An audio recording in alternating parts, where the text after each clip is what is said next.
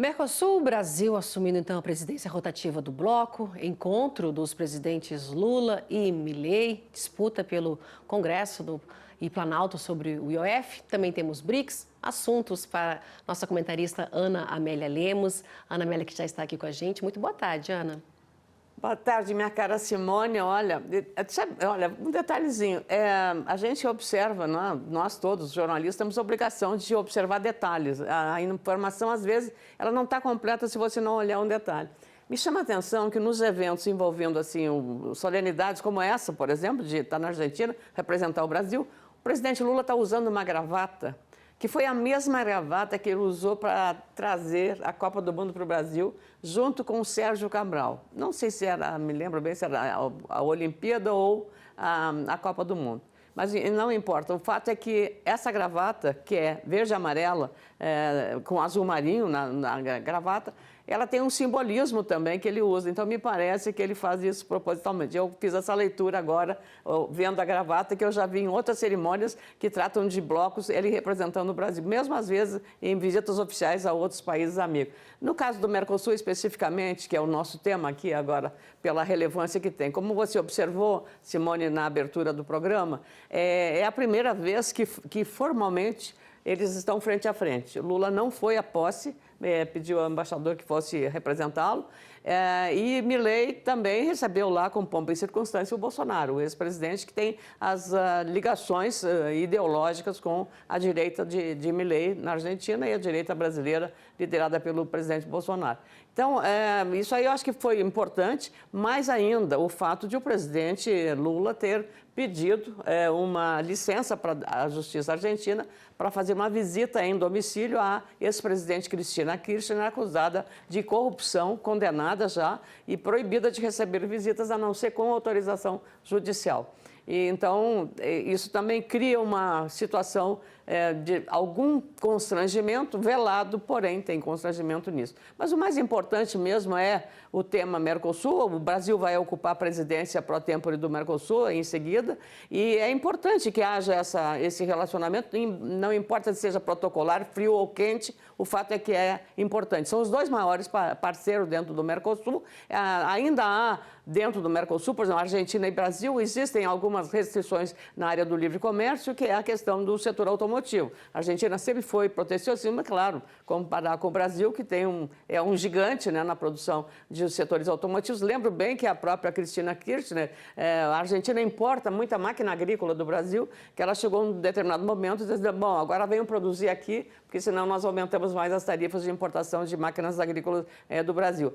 E esse momento é crucial porque a União Europeia, depois de trancos e barrancos, começa a entender a relevância disso para eles, para a União Europeia e, claro, para nós aqui do Mercosul, em relação a produtos que nós somos muito competitivos, que é a questão das proteínas vegetais e proteína animal. Então, nesse aspecto também o protecionismo europeu, especialmente francês, é o que é o maior impeditivo. Mas o caminho está tomado para esta zona de livre comércio entre a União Europeia e o Mercosul. Simone, acho que é um clima começa a avançar positivamente. Claro, vai ser mantido ainda a reserva, porque se nós temos aqui no bloco do Mercosul temos problemas, imagine para afinar nos últimos detalhes. É claro que os europeus vão querer empurrar chocolate para o Brasil, embora eles comprem o nosso cacau, né, a matéria-prima, mas eles exportam o valor agregado. Embora reconheça-se, né,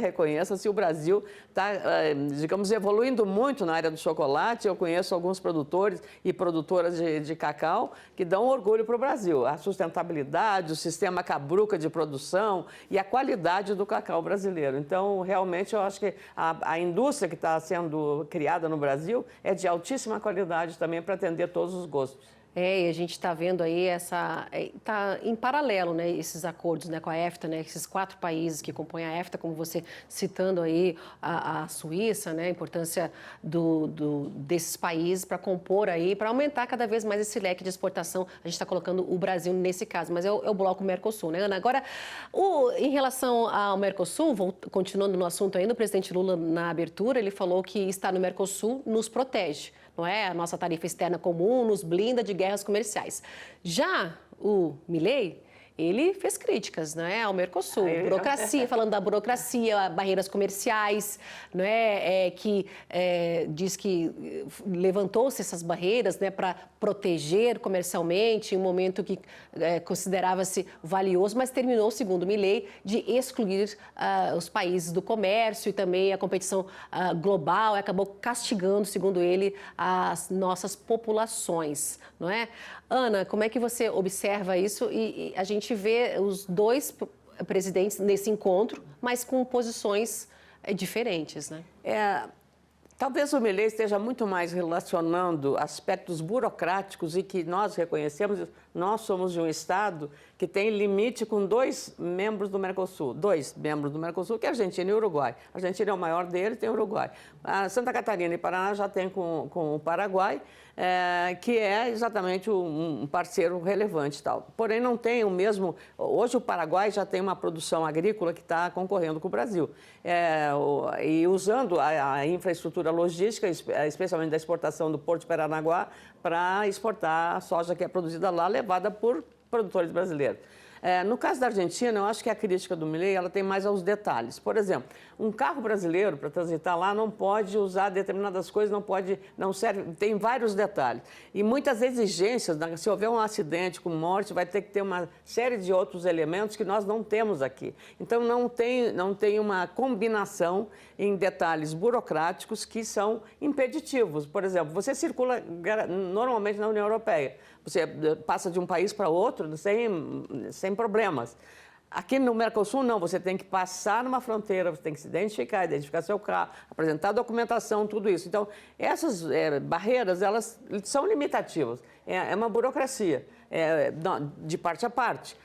Houve também um procedimento lá no Brasil, aqui na fronteira com a Argentina, de os moradores da cidade de fronteira, Uruguaiana, por exemplo. Então, quem morava em Libres, que é a cidade vizinha, que é Paso de los Libres, então a Argentina imediatamente forneceu a identificação para os uruguaianenses para entrar na Argentina. E o Brasil, que devia fazer o mesmo, não fez. Então, esse tipo de coisa é um detalhe, mas para quem mora ali, ele vive a realidade verdadeira do Mercosul. Nós não, nós estamos aqui em Brasília. Então, para chegar lá, só quando a gente vai ver entrar na imigração. Mas são detalhes que, na funcionalidade assim, é mais livre no Uruguai, porque o Uruguai é mais acessível, é um pouco mais compreensível, mas a gente percebeu isso, inclusive na época da pandemia, o que aconteceu. A Argentina barrou a sua fronteira e nem os argentinos puderam voltar para o seu país. Tiveram que ficar, coitado, vagando lá em Libres, não tinha, aliás, em Uruguaiana, estavam voltando de férias, que passam no Brasil, as férias, Santa Catarina, Rio Grande do Sul,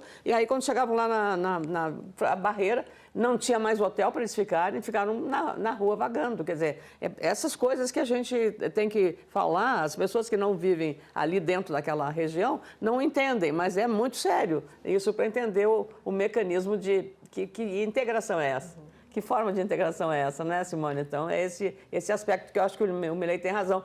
Ele devia ter dado os exemplos do problema da irrigação, da imigração. Da imigração.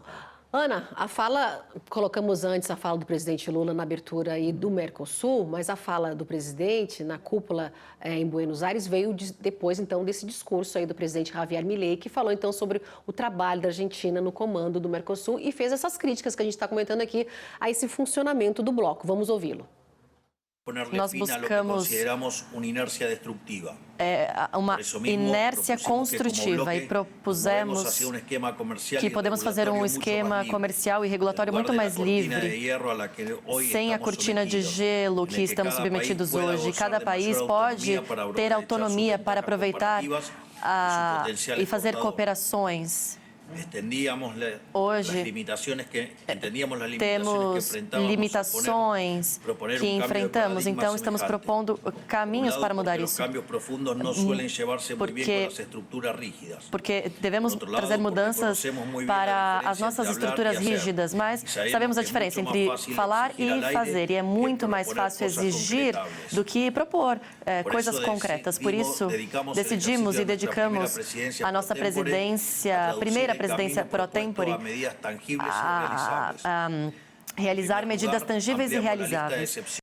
É uma lei pedindo mudanças, não é? É simplificação. Ele, na verdade, está querendo simplificação e ele quer mostrar uma atitude protagônica dele como presidente como Argentina presidente, e ele o presidente, no sentido de fazer uma facilitação e uma simplificação dos processos, tirar um pouco a burocracia. Eu acho que aí todo mundo aplaude, independente de ser de direita ou de esquerda. Eu acho que a questão de a funcionalidade do tal Mercosul, né? Como eu lembrei o caso da União Europeia, é tudo muito mais fácil lá dentro da União Europeia. Aqui no Mercosul, não. Cada país tem um tipo de entendimento para essa questão de imigração, e isso dificulta, especialmente no caso da Argentina. E o presidente Lula, ele também falou, não é, sobre o projeto da Rota Bioceânica, Ana, que promete, então, facilitar a integração entre os países da região e do mercado asiático. O presidente destacou o fortalecimento da agricultura sustentável nos países do bloco. Vamos ouvi-lo. É hora de o Mercosul olhar para a Ásia, centro dinâmico da economia mundial. A circulação de bens e serviços depende de infraestrutura adequada. O programa brasileiro Rota da Integração Sul-Americana visa a encurtar distância e diminuir custos. A conclusão da Rota Bioceânica, que conecta Brasil, Paraguai, Argentina e Chile, reduzirá em até 2 semanas o tempo de viagem até a Ásia. As consequências do aquecimento global já se fazem sentir no Cone Sul. A região sofre com estiagens e enchentes que causam perdas humanas, destruição de infraestruturas e quebra de safra. O Brasil reduzirá suas emissões entre 59% e 67% até 2035, em todos os setores econômicos. Por meio do programa Mercosul Verde, vamos fortalecer nossa agricultura sustentável. Nossa cooperação promoverá padrões comuns de sustentabilidade, mecanismos de rastreabilidade e inovações tecnológicas. Precisamos de ímpeto renovado para recuperar nossa capacidade industrial com responsabilidade ambiental. Vamos propor a formulação de uma taxonomia sustentável no Mercosul para atrair investimentos em prol de uma transição justa. É hora do Mercosul olhar para a Ásia, né? Frase do presidente. Mas olha, Simone, eu vou te dizer, o Uruguai tem, como diria o ex-presidente, não, o ex-ministro Domingo Cavallo, ministro da Fazenda da Argentina, que ele tinha relações carnais com os Estados Unidos. A Argentina e os Estados Unidos tinham relações carnais. Palavras do Domingo Cavallo. Agora, a gente pode ver que o Uruguai tem uma relação tão intensa com a China que ele tentou fazer quase fez um acordo China e Uruguai, e o Uruguai faz a montagem, né, a montagem chamada CKD, a montagem de equipamentos de carros que vêm da China e são montados no Uruguai. As peças vêm lá e eles só montam lá. Então, é para você ver que a própria Argentina, no governo Cristina Kirchner e do marido Néstor Kirchner, eles tiveram relações com a China tão grandes que houve até uma situação, e continua uma dúvida, em que nível e grau fizeram acordos que o Mercosul não ficou sabendo na área nuclear. E na área de logística muito mais profunda do que essa ligação bioceânica que o presidente Lula acabou de mencionar, que interessa aos 4 países, Paraguai, Brasil, Argentina e Uruguai. Isso digamos, essa rota bioceânica tem a mesma relevância que tem o Canal de Panamá ao norte, na América do Norte. Então, é para ver, claro, isso aí vai agilizar, imagina, não é 24 horas nem 48 horas, são semanas. 2 semanas de economia para a mercadoria sair daqui para lá e de lá para cá. Agora, nesse momento de turbulência global, geopolítica, com o tarifaço do Trump, o problema é que a China é a fábrica do mundo. E hoje já produtos chineses estão abarrotando o mercado brasileiro e também desses países, criando problemas para a indústria local. A indústria brasileira de confecções, a indústria brasileira de calçados, especialmente calçado esportivo. Houve uma queda na produção, da venda dos produtos brasileiros por conta exatamente dessa invasão entre aspas, dos produtos chineses. E agora vai a Argentina suportar isso? Vai o Uruguai suportar isso? Quer dizer, em que medida isso vai ser suportado? O Paraguai nem se fala porque eu diria assim, o Paraguai é muito característico de um centro comercial, né? É uma zona de comércio, sempre foi,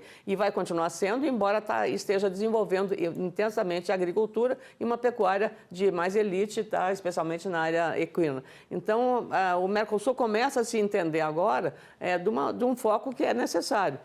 Agora, tem que também ter cuidado, porque a China é voraz em relação ao comércio. Tenho muito apetite, né, Ana? Continuamos aqui. Mercosul também, né, anunciou a conclusão das negociações, você já adiantou aqui com a gente, né, para o acordo, esse acordo, lateralmente falando, né, o acordo livre comércio com a EFTA, um bloco, então, europeu formado por Suíça, Noruega, Islândia e Liechtenstein. Liechtenstein. É um nome feio, mas o lugar é bonito. Vamos lá, Liechtenstein, então. As discussões... É um paraíso fiscal. Vamos lá, as discussões, então, começaram em 2015 e a declaração conjunta, então, ela foi divulgada durante a reunião de cúpula de Buenos Aires. Vamos ver. Esse acordo vai criar uma zona de livre comércio com quase 300 milhões de pessoas e um PIB combinado de mais de 4 trilhões de dólares. Todos terão acesso a mercado de 97% de suas exportações. Para o Brasil, o acordo abre novas oportunidades para carnes bovina, de aves e suína, milho, farelo de soja, melaço de cana, mel, café torrado, álcool etílico, além de frutas e sucos. E quando o acordo entrar em vigor, a EFTA eliminará 100% das tarifas de importação dos setores industrial e pesqueiro do Brasil. Estimativas indicam um impacto positivo superior a 2,5 bilhões de reais sobre o produto interno bruto brasileiro e um aumento de 660 milhões no investimento para o ano de 2044, além de redução nos níveis de preços ao consumidor e aumento nos salários reais.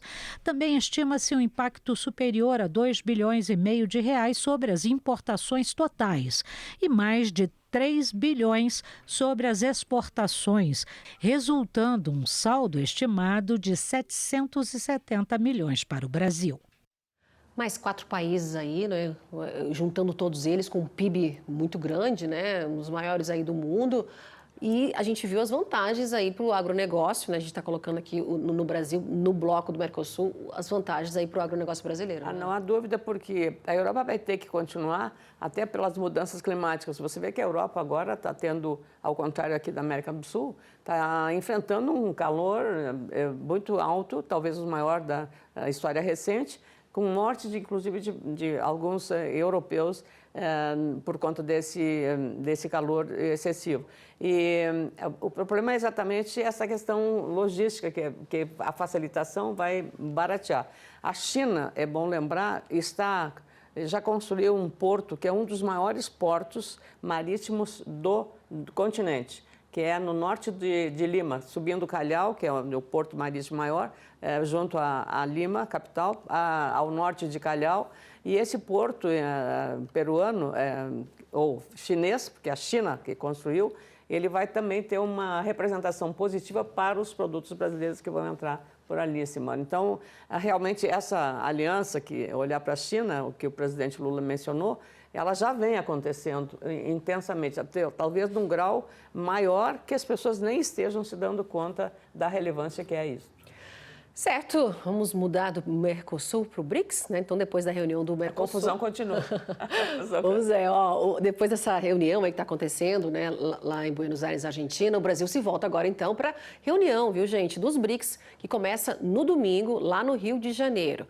A cidade maravilhosa tem segurança reforçada, cerca de 17 mil agentes, entre policiais civis, militares, atuando então vão atuar durante o evento, que vai até a próxima segunda-feira.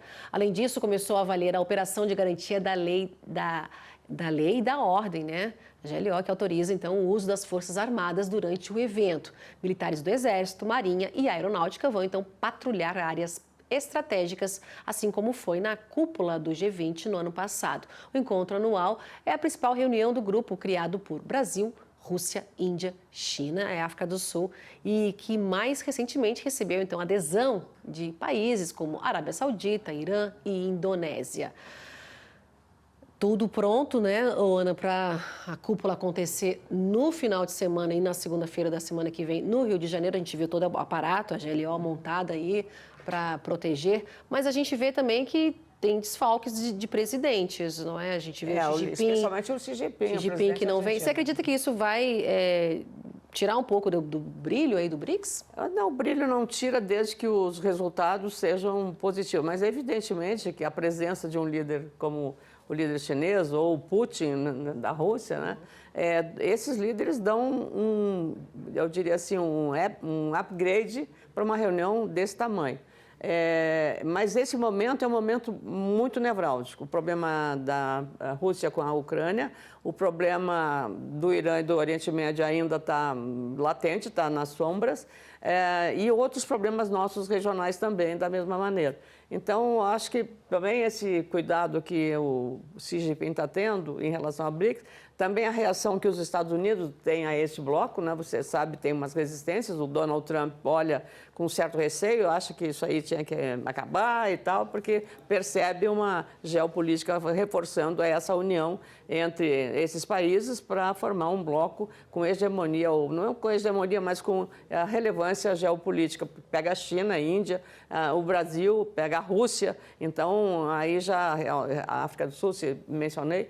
Então esse é um dado relevante. Agora, que o Rio de Janeiro precisa muito tomar cuidado, porque às vezes um episódio de um assalto ou de um roubo de uma delegação oficial ou de um membro de uma delegação oficial estrangeira, isso fica contaminando todo o resultado positivo que eventualmente venha a ser conquistado na reunião dos BRICS. Então, todo cuidado é pouco, nesse caso, trazendo essa reunião. Recentemente, o Rio sediou uma reunião muito importante que foi feita lá no Rio, internacional, reunindo muitos líderes mundiais, e aconteceu tudo dentro da normalidade. Tomara que a própria sociedade e as facções entendam que isso aí chama atenção para eles. E isso acontece, minha cara Simone, no dia que o Brasil descobre que houve um ataque de hackers no sistema de tecnologia do sistema financeiro brasileiro, que é muito respeitado e reconhecido no mundo, de até agora, imagina-se, 800 milhões de reais. 800 milhões de reais.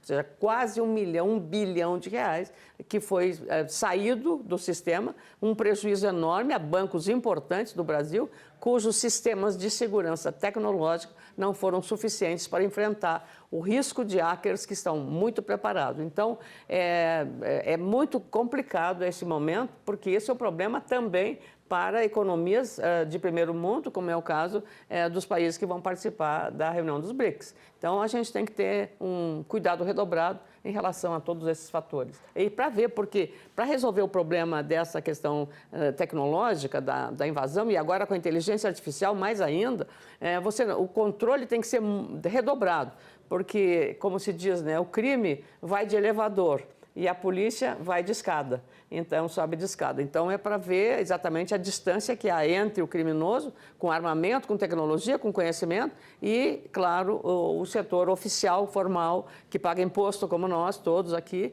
subindo de escada. Quer dizer, nós estamos defasados em relação ao aperfeiçoamento dos mecanismos de atuação de hackers em sistemas como esse. O golpe cibernético, o golpe na internet, se você não tiver cuidado, você todo dia tem um golpe batendo no seu telefone celular. Aqui é do banco tal, você reconhece você inocentemente, você não é obrigado a ter esse conhecimento tecnológico, inocentemente não reconhece. Quando você diz isso, você está acessando e entregando para o hacker, o golpista, todos os seus dados. E aí ele entra nas suas contas e faz uma limpa na sua conta bancária. E aí você vai lá reclamar para o banco você tem que fazer um BO, porque você é que deu a autorização. Tá certo. Vamos seguindo aqui. Deve ficar para mudando de assunto, né, Ana? Nossa próxima pauta deve ficar para a próxima semana. Então, qualquer tentativa de conciliação. Estão falando aí do IOF, né? Entre governo e Congresso, né? Sobre o IOF. Até o momento, ainda não há uma decisão no Supremo Tribunal Federal, né, o STF, sobre o pedido, então, apresentado pelo governo de retomada dos efeitos do decreto presidencial que aumentou, então, as alíquotas do imposto.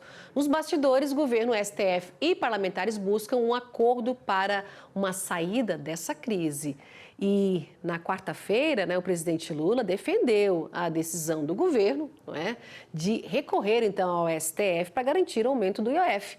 O presidente disse, né, abre aspas, se eu não for à Suprema Corte, eu não governo mais o país. Cada macaco no seu galho, fecha aspas. O presidente sempre colocando aí, né? Cada um no seu quadrado. Cada um no seu quadrado. Vamos ver. Em viagem a Salvador, o presidente Lula participou da festa que marca a independência da Bahia. Em entrevista a uma TV local, afirmou que não tinha saída a não ser recorrer ao Supremo depois da derrubada pelo Congresso do decreto que aumentou o IOF. Ele disse: se eu não for à Suprema Corte, eu não governo mais o país. Esse é o problema, cada macaco no seu galho. Ele legisla e eu governo. Agora tem um rompimento com o Congresso? Não. O presidente da República não rompe com o Congresso. Enquanto isso, em Brasília, o governo começou a pôr em prática o plano de reaproximação com o Congresso. O número 2 da Fazenda, Dario Durigan, conversou com deputados e com o presidente do Senado.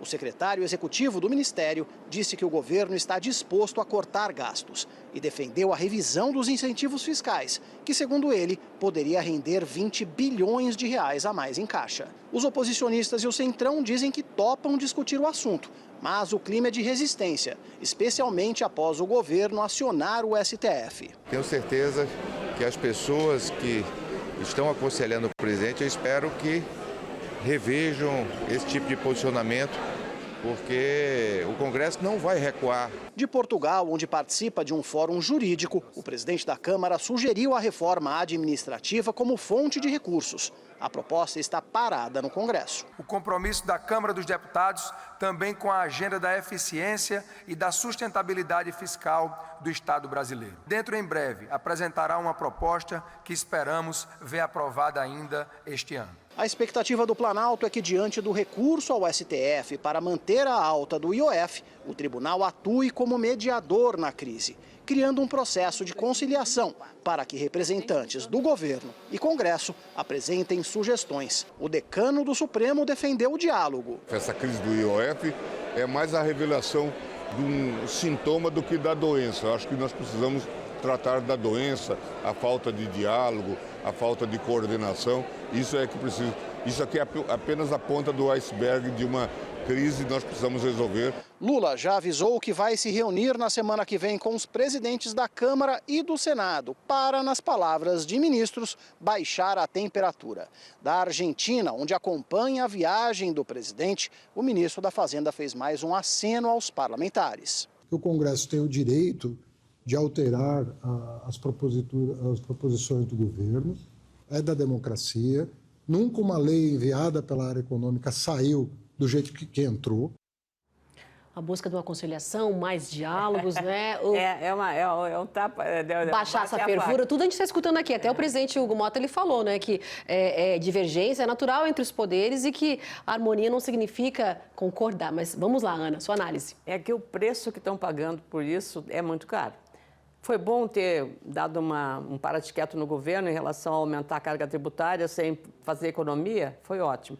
Mas o Congresso tem um dever de casa a fazer também, porque é ele que cobra que o governo reduza os gastos. Ótimo, aplausos. Mas esse mesmo Congresso que pede isso, ele ao mesmo tempo nega tudo isso quando aprova a criação de mais 18 novos deputados federais para integrar a Câmara. E essa decisão, ela repercute diretamente nas assembleias e nas câmaras de vereadores. Imagine você que está nos acompanhando agora, quanto isso vai custar para a sociedade pagar essa conta. E o que vem em troca? Muito serviço, muita melhoria na infraestrutura, a melhoria da saúde, a melhoria da educação e da segurança pública? Nada disso. É apenas um gasto que você não vê o resultado benéfico. Hoje já temos um Congresso. E ainda nesse caso de aumentar os 18 deputados, ele não está respeitando o texto que saiu do Supremo Tribunal Federal, admitindo essas alterações com base nos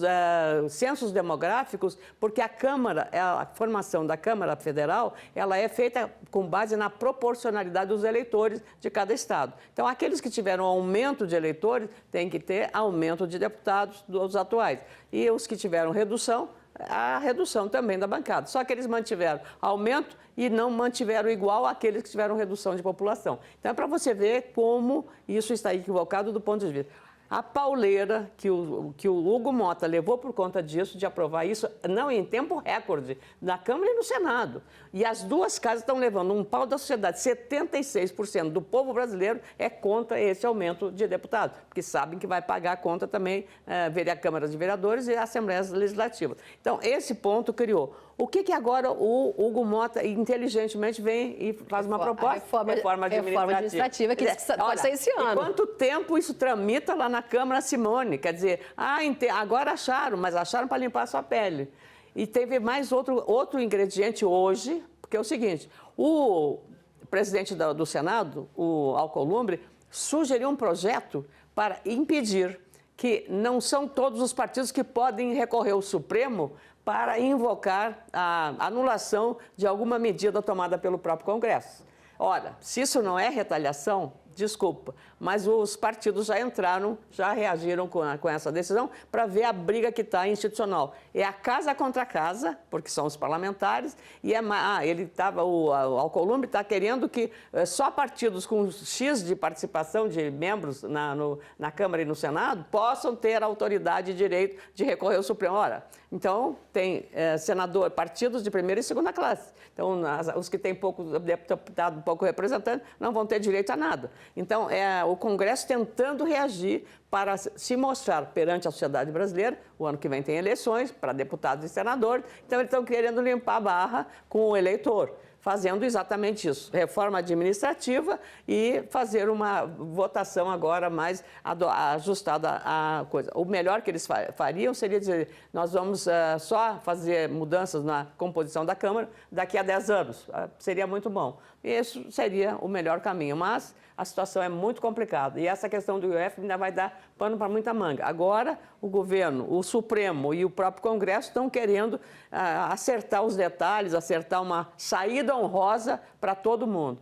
Todo mundo saiu de alguma maneira queimado. Claro que o Congresso tirou proveito, mas acabou anulando o positivo pela criação de um gasto, que é os 18 novos deputados federais, Simone. Seguimos acompanhando essa novela do IOF na semana que vem. Ana, vamos fazer um intervalo? Agora, 15 horas e 35 minutos.